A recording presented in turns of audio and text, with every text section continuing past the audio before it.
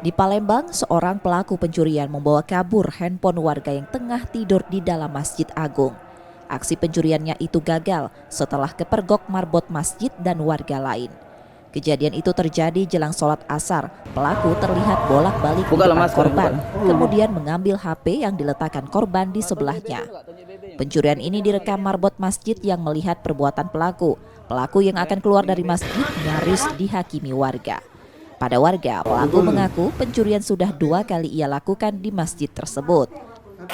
Pas kejadian lagi ngapun ya? Lagi tidur, dia ketiduran main HP. Pelaku langsung tiba-tiba masuk? Iya, tidur. Langsung diambil HP budak ini kan. Budak ini masih tidur, dia tak tahu. Kami amannya dia kan sama rekan tadi, langsung kami bawa sini. Langsung ngaku dia, ngaku tak kak? Iya, langsung ngaku dia. Pelaku diamankan warga ke pos Masjid Agung Palembang sebelum diserahkan ke polisi. Reski Oktora, Muklas Diferensial, Kompas TV, Palembang, Sumatera Selatan.